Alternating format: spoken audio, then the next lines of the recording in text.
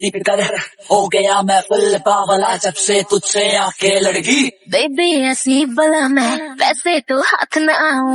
আরে বাপরে, বাহ বাহ বাহ, পাহাড় দুইটা এতই বড় যে সূর্যকেও ছোট মনে হইতাছে। আর শুধু আমরাই নয় যে এইভাবে দেখতাছি, একটু এইদিকে একটু সাইড নেন। হ্যাঁ হ্যাঁ হ্যাঁ, তিনজনকে দেখতাছেন একদমই মুখ থেকে মানে পানি বের হলো বলে।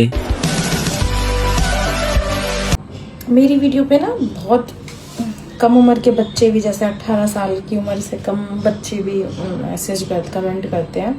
কারণ যাদের বয়স একটু বেশি না, তাদের রুচি এতটাও খারাপ নয় যে তোর মতো কিছু মাগেকে দেখতে আসবে। যাদের বয়স ছোট তারা একটু হ্যান্ডেল মারতে আসে আর কি। तो मैं उनका बोलना चाहूँगी, भाई पढ़ लिख लो, इनमें वीडियो देखने में कमेंट करने में कुछ नहीं डरा, अपना आती तुम्हारी पढ़ने की उम्र है, पढ़ लो, ठीक है। এদেরকে যে এটা বললি না, যদি সত্যি সত্যি যদি মেনে নেয় না, দেখবে যে তারপরের থেকেই হয়তো সর্বোচ্চ গেলে 200 থেকে 100টা ভিউজ পাবি, কারণ সবাই এই অডিয়েন্সই তোর। কাকা না, কাকা না, কাকা মাদার চোদ, তোর গোয়াই বাজ দেবো মাদার চোদ না। আরে সময় মতো বিয়ে করে থাকলি তোর এরকম একটি মেয়া থাকতো, আরে কই করিস না মাদার চোদ।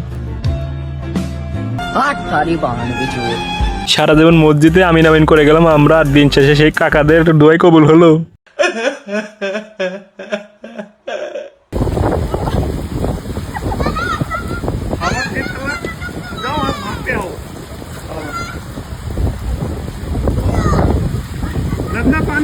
শালা আমি একটা জিনিস ভাবতাছি যে মানুষ কতটা খারাপ হলে শুধু কাপড় ব্লগ নয়, এইরকম কিছু ব্লগও বানাইতে পারে। মানে ক্যামেরার পিছন থেকে যারা অষ্টা শুনতেছেন, অবশ্যই তার হাজবেন্ডটি হবে মাদাসত এত খারাপ, জানে যে ওর কুত্তার মতো মুখটা দেখে কেউ ভিডিওতে ভিউজও দেবে না, কিছুই দেবে না, তার কারণে কি করতেছে, একদম ডাইরেক্ট ব্যবসা শুরু করে দিছে। আরে ভাই, যদি এইরকম ব্যবসা তোর করাই লাগে তাহলে আর একটু কষ্ট কর, একদম ক্রমে যা আপলোড কর, সেইখানে হয়তো আরো বেশি টাকা পেতে পারোস।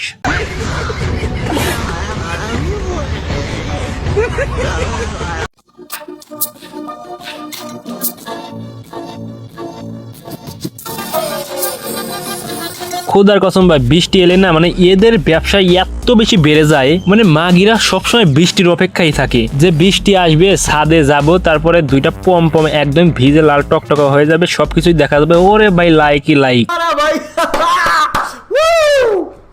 সবার মতো অ্যাটিটিউড নিয়ে আমি চলি না। কেন, তুমি কি গে নাকি?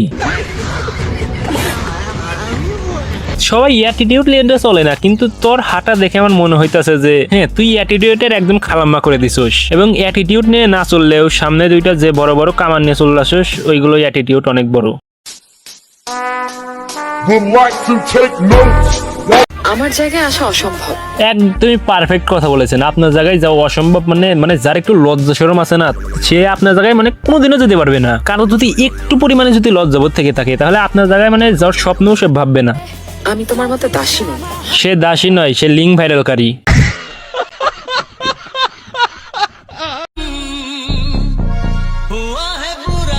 ওকে, ভালোই তো দেখতেছি, সংস্কার আছে, একদম শাড়ি টাড়ি পরে ক্যামেরার সামনে এসেছে। ডান্স দেবে নাকি? না, মানে এরকম ভাবে ডান্স দিলে অত ক্ষতি নেই, কিন্তু এইরকম করলে একদমই ক্ষতি।